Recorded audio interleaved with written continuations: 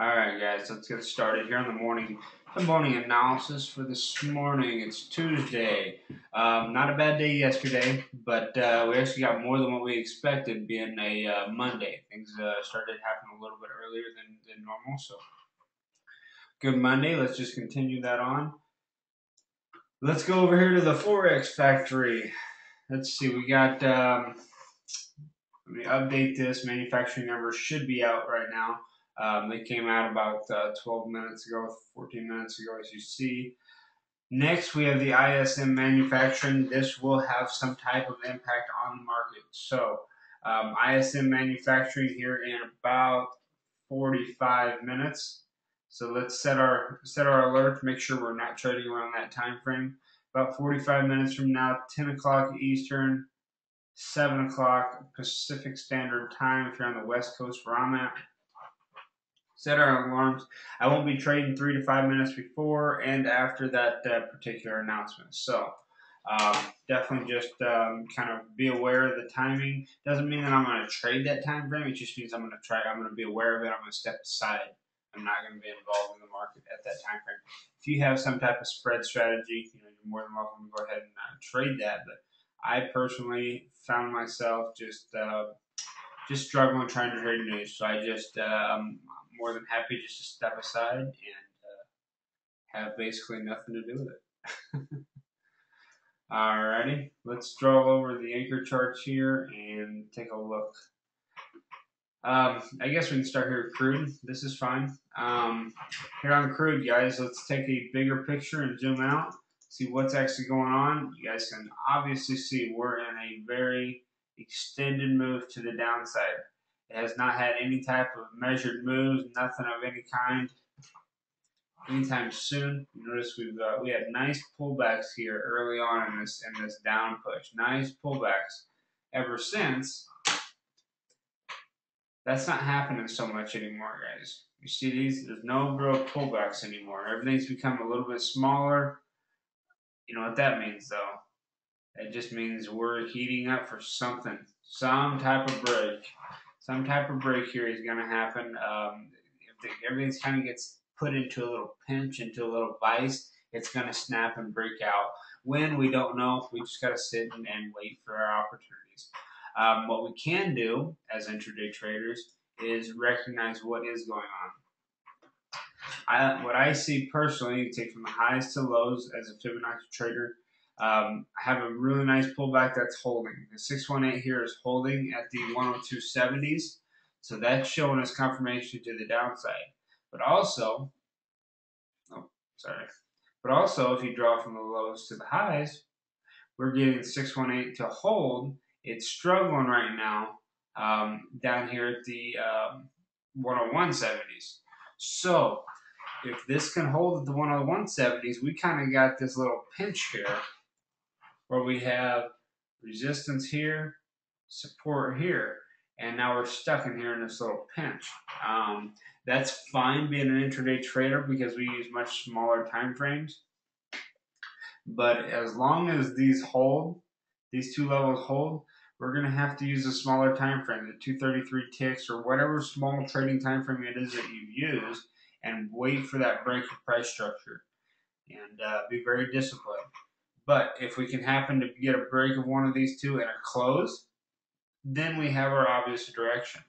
So if we do at this point get a push down and a close down here, we have a nice direction that we're looking for. And then we have resistance down here below.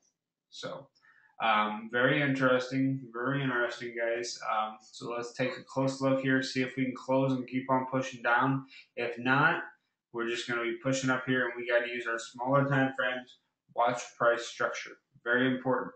Don't try trading any small time frames without any obvious break of price structure.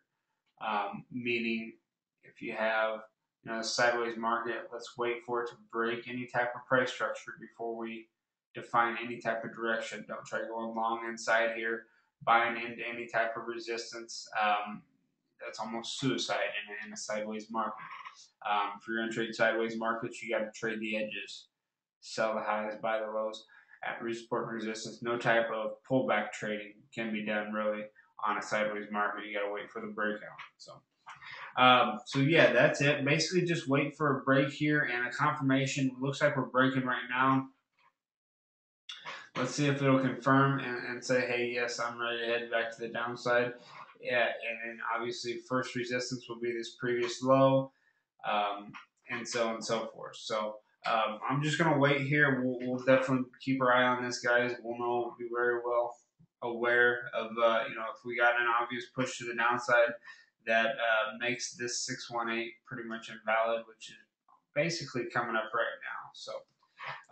Looks like we could be looking for shorts here, but I'm not going to jump the gun too early. You know, crude is a fake out breakout market, so just be a little more cautious. But we'll come back to that in 1 second here. The S&P here, here's the ES Futures.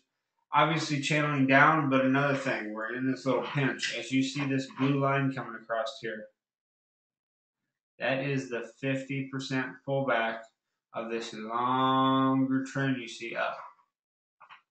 Okay? So don't lose sight of the big picture. If you pull up like an hourly, a 4-hour, a daily chart, you're gonna see this 50% pullback. That's very significant. Which you obviously see this channel down. So we've got a channel down coming into a rising support. So getting into a pinch here as well. Just like the crude was kind of getting pinched, the ES is getting pinched even more. As you see, the last couple of days of trading, we've been able to trade from the lower end of this channel all the way up to the upper end of this channel that comes down here.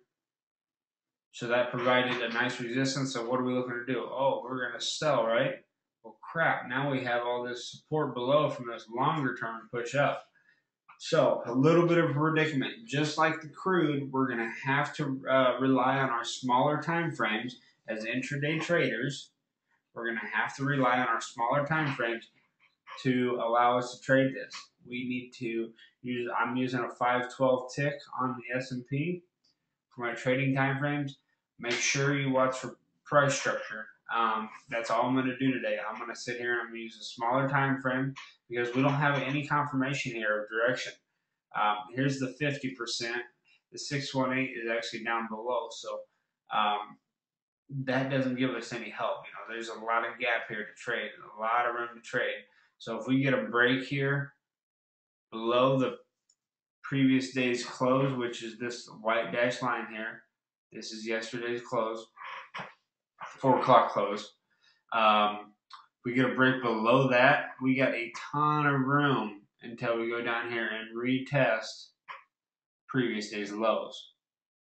So on a smaller scale, if we can start to break some of these price structures, break some of these major price levels, we'll trade the intraday price level, our micro scale time frame, and take opportunities out of it that way. But to define an overall direction, can't really do that right now because we have obviously a sell-off here on this anchor chart, but yet we know on the daily and the 4-hour chart we have this longer term halfway back support. So we are kind of getting into a little vice here, into a little pinch, and we just got to see which way we want to break to get confirmation that, hey, yes, we're either buyers or we're sellers in this market. So can't do that right now. Got to just take the smaller time frames and make sure we watch for a break of price structure. It may mean that we're looking for much smaller profit targets, which isn't a bad thing.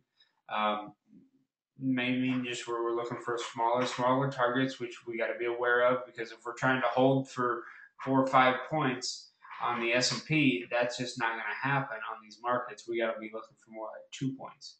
So just something to keep in mind here. So that's it on these two main markets. That's the S&P and crude, guys. Those are the two I'm going to be watching the most today. They are getting into a little bit of a pinch here. I'm getting very interested here in which way they're actually going to break. Do we know? No. Do we have ideas? Yes.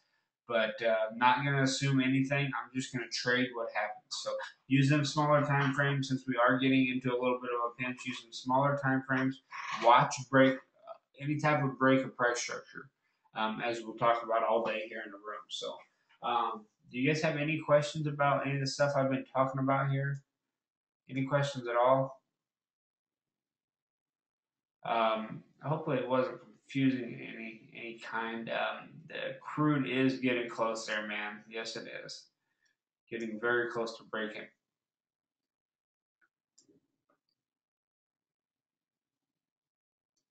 I don't have an overall trend. I'm just waiting for a break of structure, man. All right. Sounds like everybody else is pretty good. All right, guys. Yeah, market opens here in about 8 minutes. I don't see much happening, so yes, I am going to sit on my hands here for just a little while longer, and obviously keep watching for opportunities. But I don't see anything really setting up right now.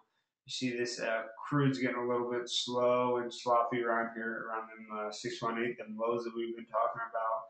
Let's wait and see this market open up and see exactly what it's capable of doing. The S&P is sitting here just kind of resting, just kind of sitting on yesterday's close. So it doesn't seem like it wants to get too enthusiastic right now either. So sit on our hands for just a little bit right now and wait for this open. It comes in about 6.5 minutes, and take advantage here, guys. So that's it for the morning analysis. Let me know. I'm going to post all this on the blog. I have images, snapshots, and all that in my description here, so we can look back on the plan that we have for today and make sure that we followed it. So, all right.